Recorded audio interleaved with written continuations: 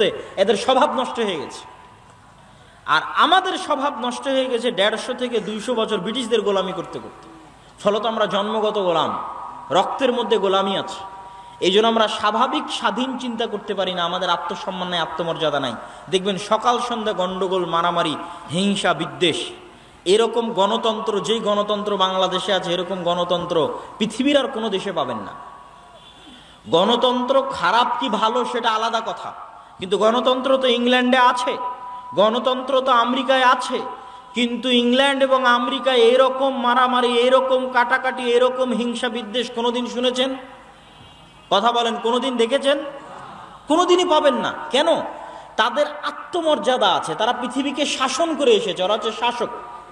আত্মমর্যাদা, আত্মসম্মানের কারণে এই পরিবেশ তৈরি হয় না, মারামারি, কাটাকাটি, হিংসা হিংসি, খামচা খামচির পরিবেশ তৈরি হয় না।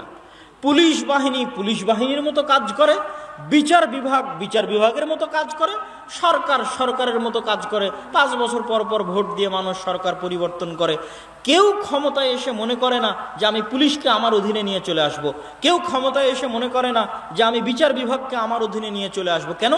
তারা জন্মগত পৃথিবীকে শাসন করে এসেছে। শিক্ষায় উন্নত, জ্ঞানে উন্নত, ব্যক্তিত্বে, চরিত্রে, আত্মমর্যাদা, আত্মসম্মানে উন্নত, নিচু ছোট চিন্তা ভাবনা নাই। আর আমরা হচ্ছে গোলামি করেছি 150 বছর, 200 বছর। যখন বাদশাহ আলমগীর ছিল তখনকার মুসলমানেরা এরকম ছিল না।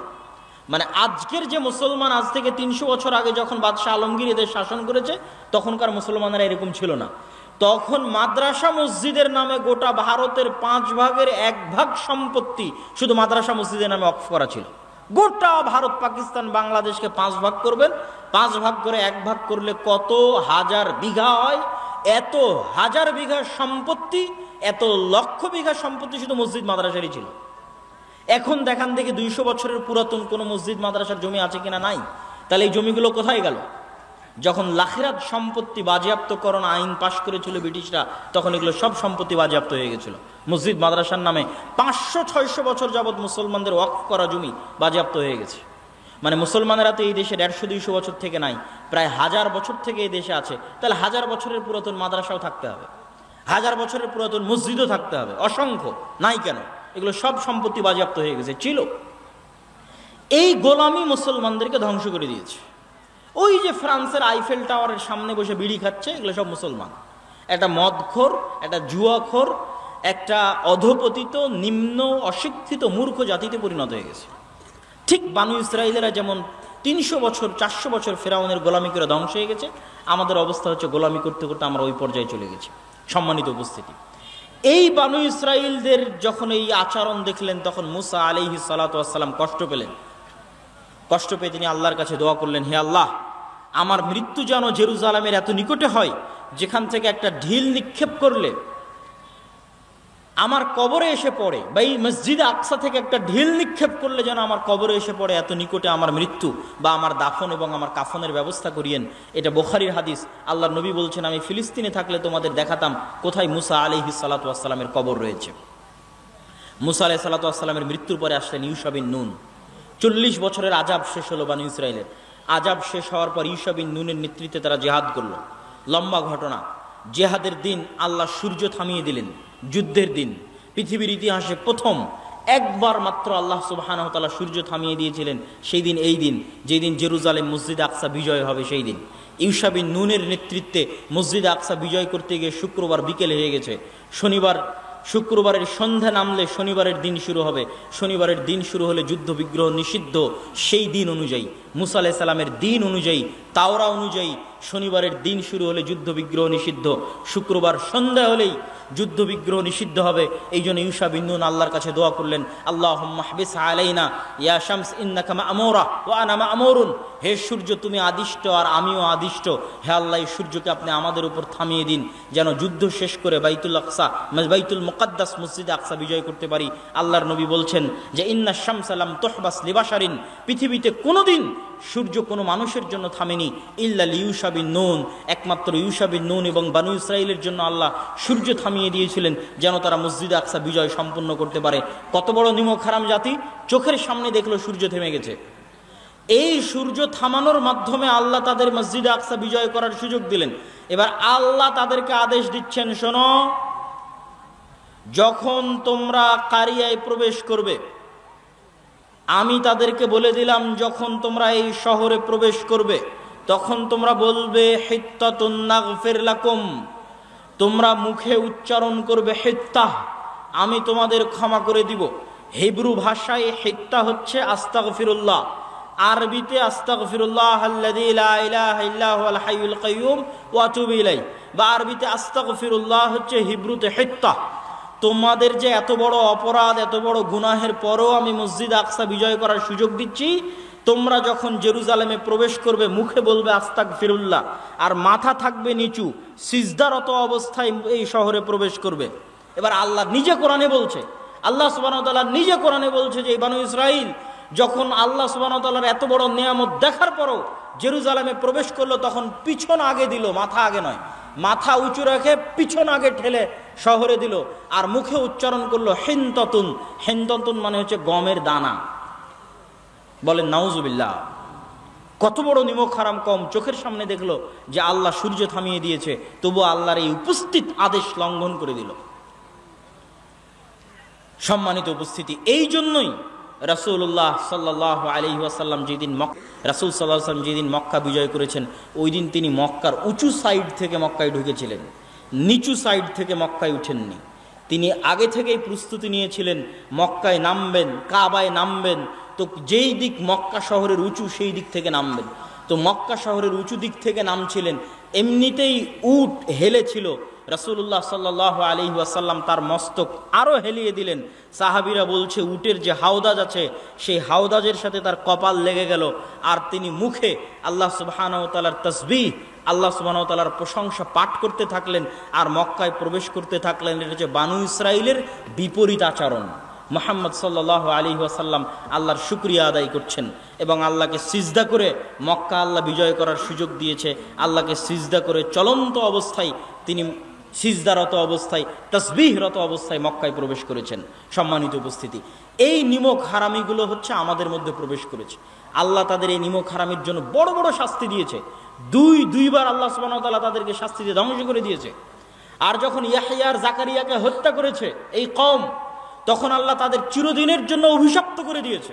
গায়রিল মাগদুবি আলাইহিম, চিরদিনের জন্য অভিশপ্ত করে দিয়েছে।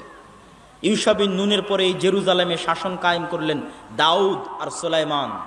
অন্তত 200-300 বছর পরে হবে দাউদ আর সুলাইমান এখানে শাসন কায়েম করলেন। পৃথিবীর সবচেয়ে বড় রাজত্ব কায়েম হলো জেরুজালেমে। আর মসজিদ আকসা দ্বিতীয়বার নির্মাণ করলেন সুলাইমান আলাইহিস সালাতু ওয়াস সালাম। দাউদ এবং সুলাইমানের আরো পরে চলে আসেন ওয়াইদ ক্বালাত ইমরাতু ইমরান রাব্বি ইন্নী নাযারতু লাকা মা ফি বাতনি মুহাররারান ফাতাকাব্বাল মিন্নি। যখন ইমরানের স্ত্রী আল্লাহর কাছে দোয়া করলো, আল্লাহ আমার পেটে যে সন্তান আছে আপনার রাস্তায় ওয়াকফ করে দিলাম।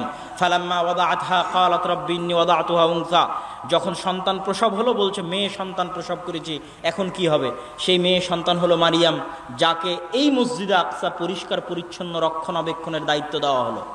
তাহলে এই যে এতগুলো নবীকে আমরা এই মসজিদের সাথে সম্পৃক্ত করে দিলাম, কতগুলো নবীকে, ইব্রাহিম থেকে শুরু করে, ইসহাক ইয়াকুব থেকে শুরু করে, ইউসুফ থেকে শুরু করে, মুসা থেকে শুরু করে, দাউদ সুলাইমান থেকে শুরু করে মারিয়াম পর্যন্ত। মারিয়ামের ছেলে ঈসা এই শহরে জন্মগ্রহণ হয়েছে, ঈসা আলাইহিস সালাতু ওয়াস সালাম। তারা বলে ঈসা আলাইহিস সালাতু ওয়াস সালামকে তারা বলে জেসাস, আর মারিয়ামকে বলে মা মেরি, আর মুসা আলাইহিস সালাতু ওয়াস সালামকে বলে মোজেস। নাম একই, ব্যক্তি একই, উচ্চারণের পার্থক্য।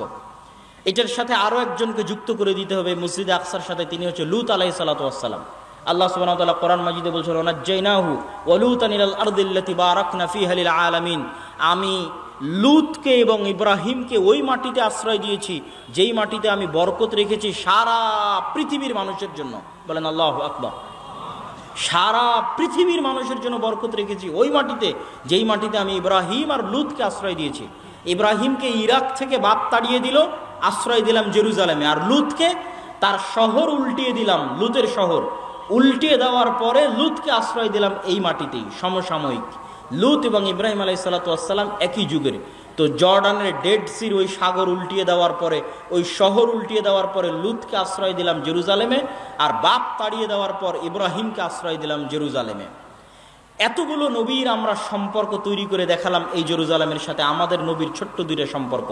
সুবহানাল্লাযী আসরা বিআবদিহি লাইলাম মিনাল মাসজিদিল হারামি ইলাল মাসজিদিল আকসা আল্লাযী বারাকনা হাওলা, মহা পবিত্র সেই সত্তা যিনি তার বান্দা, যিনি তার দাস, তার গোলাম মুহাম্মদ সাল্লাল্লাহু আলাইহি ওয়াসাল্লামকে সফর করিয়েছেন। মুহাম্মদ সাল্লাল্লাহু আলাইহি ওয়াসাল্লামকে সফর করিয়েছেন মক্কার কাবা থেকে জেরুজালেমের মসজিদে আকসা পর্যন্ত। কোন মসজিদে আকসা? আল্লাযী বারাকনা হাওলা, যেই মসজিদে আকসার চারিদিক আমি আল্লাহ ঘিরে রেখেছি বরকত দিয়ে। আল্লাহু আকবার। কোরআনের আয়াত, আল্লাহ সুবহানাহু ওয়া তাআলা বলছেন মসজিদে আকসার চারিদিকে ঘিরে রাখা আছে বরকত দিয়ে।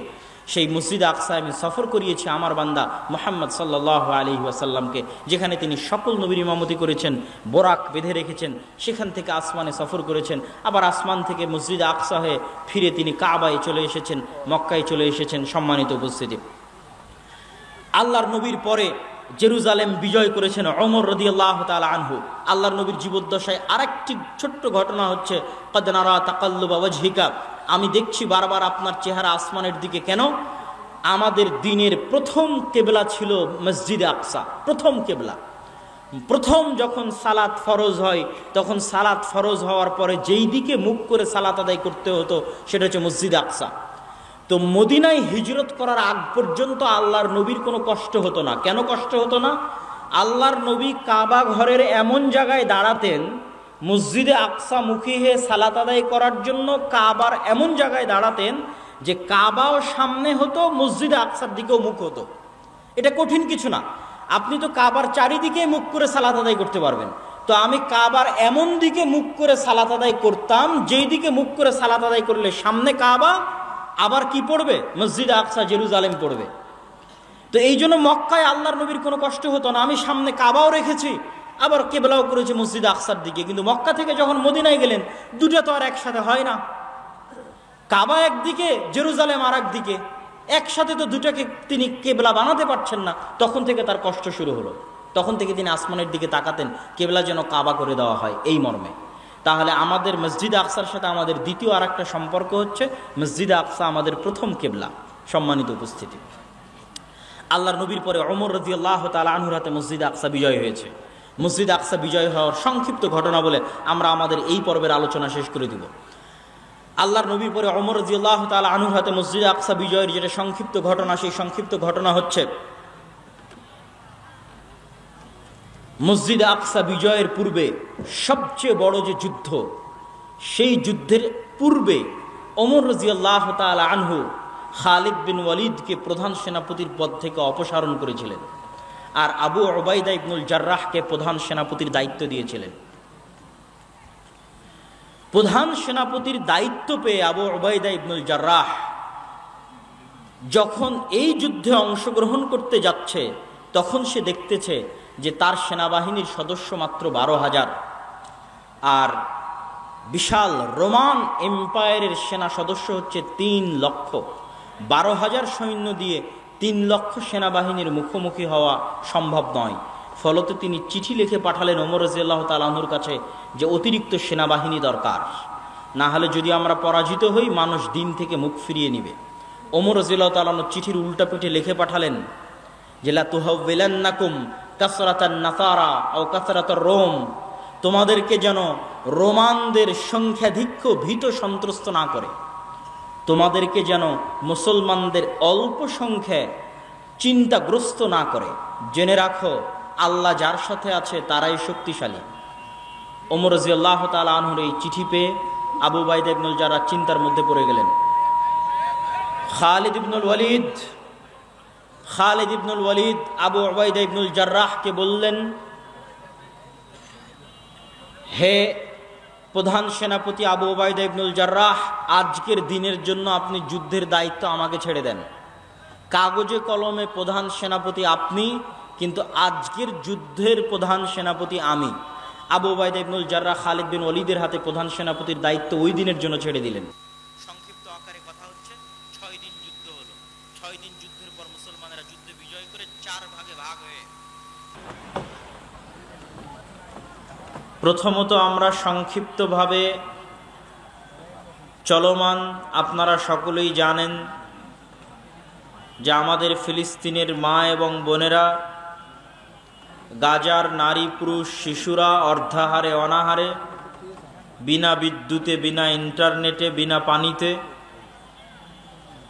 স্থল এবং আকাশ উভয় পথের উপর্যুপরি হামলায় এখন পর্যন্ত 10,000-এরও অধিক মুমিন মুমিনা এবং মুসলিম মুসলিমা নিহত হয়েছেন। আল্লাহ সুবহানাহু ওয়া তাআলা তাদেরকে শহীদ হিসেবে কবুল করুক, আল্লাহুম্মা আমিন।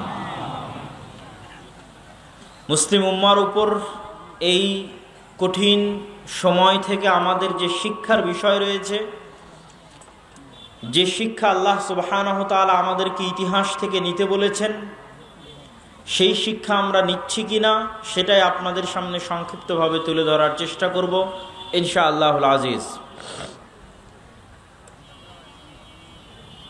আল্লাহ সুবহানাহু ওয়া তাআলা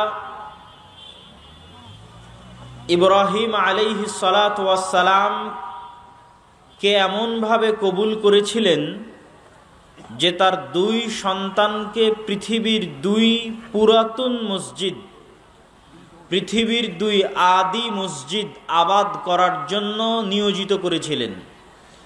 ইব্রাহিম আলাইহিস সালাতু ওয়াস সালামের নিজস্ব বাড়ি ছিল ইরাকের ব্যাবিলন, কোরআনে বলা হয়েছে বাবিল, যেটা বর্তমান ইরাকের রাজধানী বাগদাদ থেকে অনতি দূরে।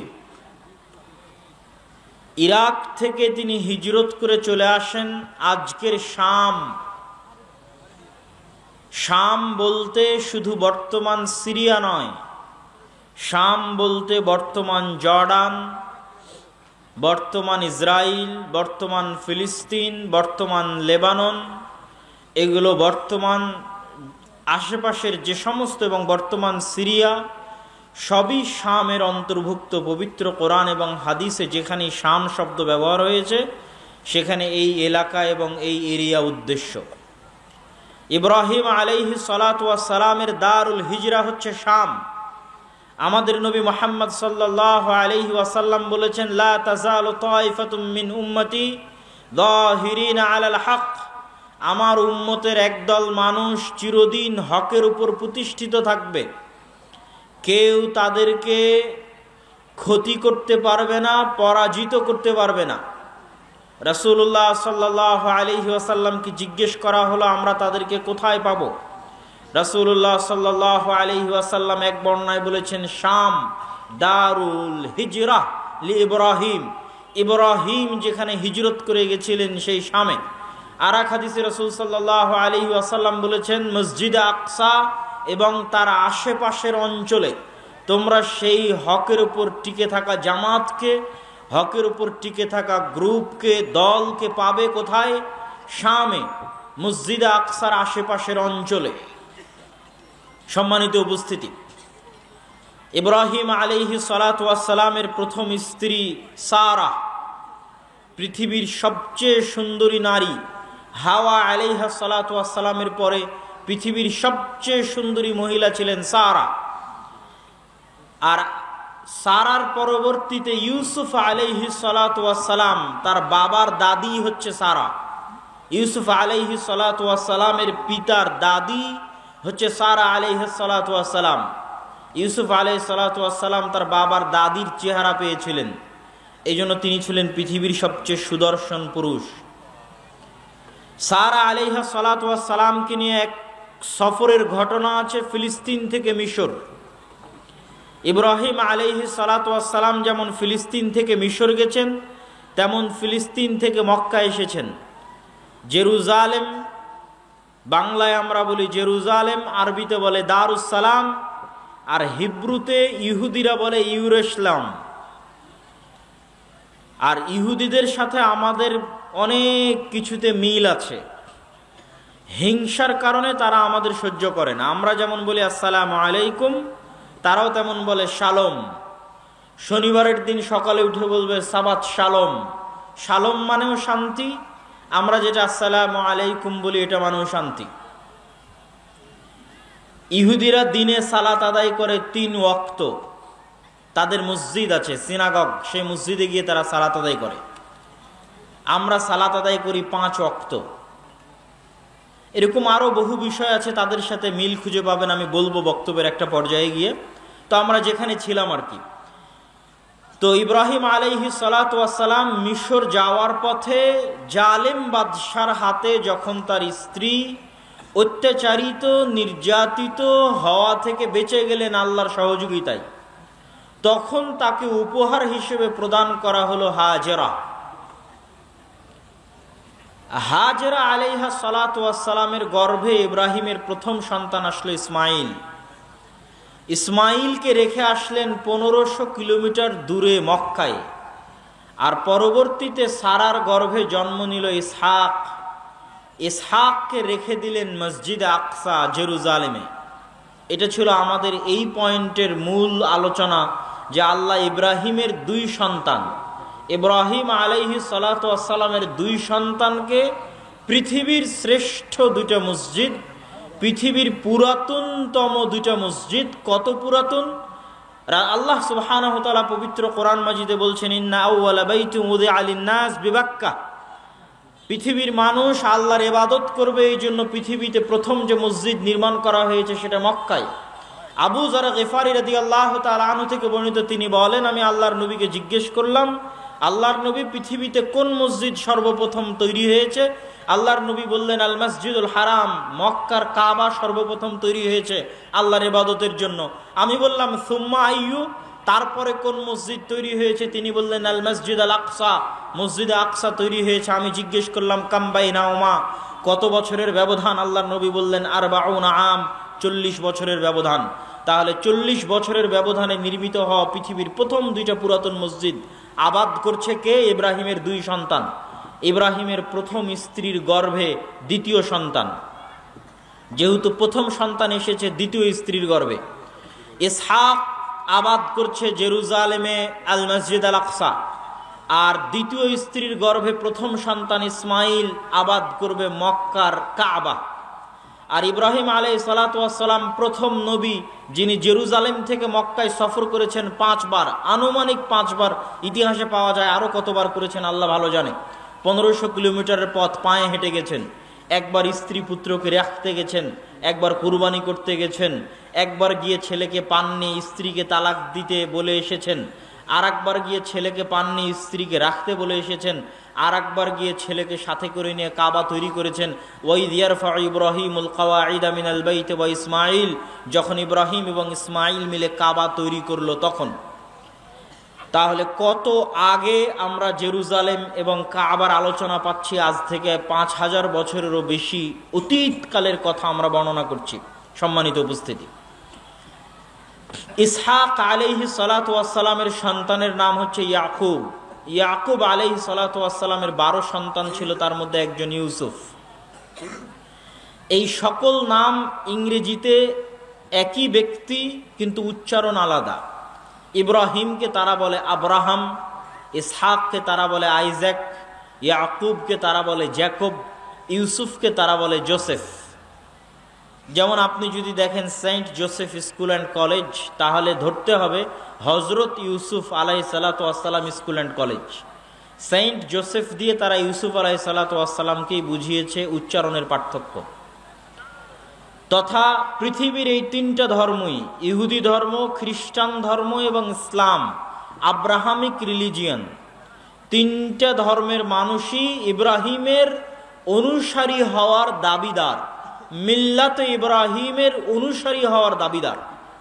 এবং 3টা ধর্মই সেমেটিক রিলিজিয়ন। সেমেটিক মানে সাম। নূহ আলাইহিস সালাতু ওয়াস সালামের যে 3 সন্তান নৌকায় উঠে ঈমান আনয়নের মাধ্যমে বেঁচে গেছিলেন, তারা হচ্ছেন সাম, হাম, ইয়াফেস। আর একজন সন্তান নাফরমানি করে বন্যায় ডুবে গেছিল। তো এই 3 সন্তানের মাধ্যমেই আল্লাহ পৃথিবী আবাদ রেখেছেন, নূহের 3 সন্তানের মাধ্যমে। সামের পরবর্তী বংশধরদেরকে বলা হয় সেমেটিক তথা এশিয়ান। ভারত, পাকিস্তান, বাংলাদেশ, আরব, আফগানিস্তান, এই এশিয়ার অঞ্চলের মানুষ হচ্ছে সামের সন্তান। এই কালার যাদের, মেটে এবং শ্যামলা কালার যাদের, সাদা হলেও মেটে এবং শ্যামলার প্রভাব থাকে, এই কালার যাদের, তারা সামের সন্তান। আফ্রিকান যারা কালো, তারা হচ্ছে হামের সন্তান। আর ইউরোপ এবং আমেরিকার যারা ধবধবে সাদা, হলদে, তারা হচ্ছে ইয়াফেসের সন্তান।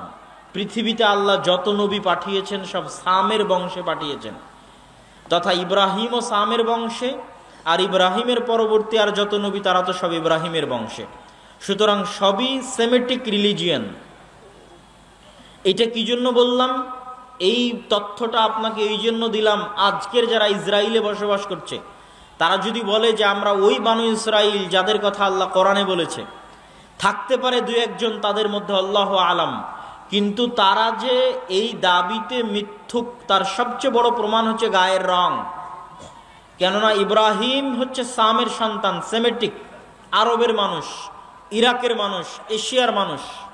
তার পরবর্তীতে আর যত নবী এসেছে সব হচ্ছে এশিয়ার। মুহাম্মদ সাল্লাল্লাহু আলাইহি ওয়াসাল্লামও এই কালারের, এই রঙের, এই বর্ণের।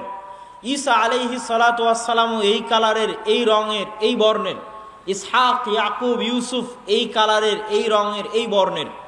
এখন ইউরোপ এবং আমেরিকা থেকে সম্পূর্ণ ধবধবে সাদা হলদে চেহারা নিয়ে এসে কেউ যদি বলে যে আমি ইসহাকের বংশধর, আমি ইব্রাহিমের বংশধর, এটা মিথ্যা।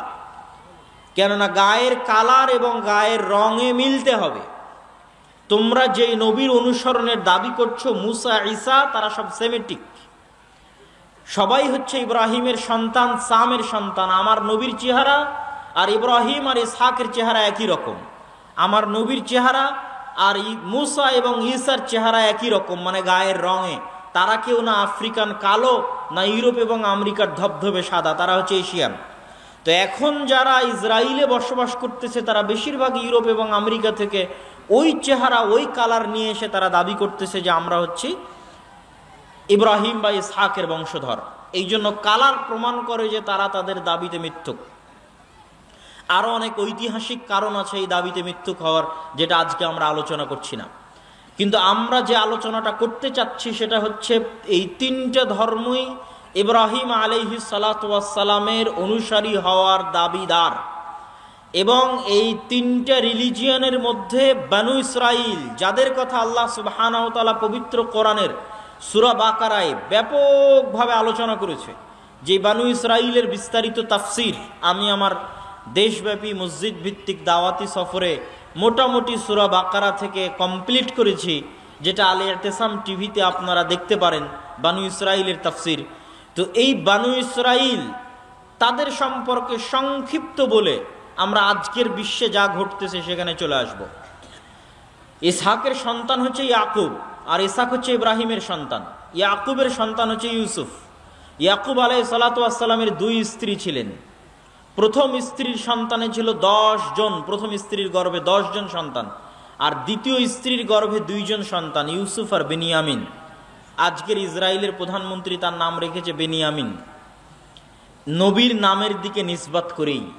কেননা আমি বলেছি তাদের তোরাহ, তাদের তাওরাহ, তাদের ইনজিল এবং আমাদের কোরআন বর্ণনাগত পার্থক্য থাকতে পারে বিকৃতির কারণে, কিন্তু মূল জিনিসগুলো এক।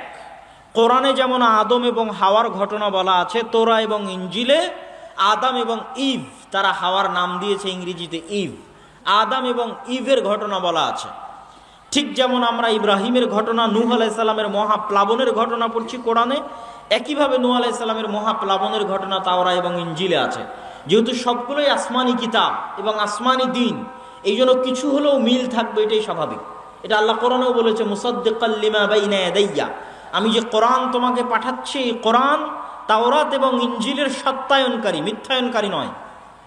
আমি যে ইনজিল পাঠিয়েছি, ইনজিল তাওরাতের সত্যায়নকারী। আমার পক্ষ থেকে পাঠানো প্রতিটা কিতাব আর এক কিতাবের সত্যায়নকারী, মিথ্যায়নকারী নয়।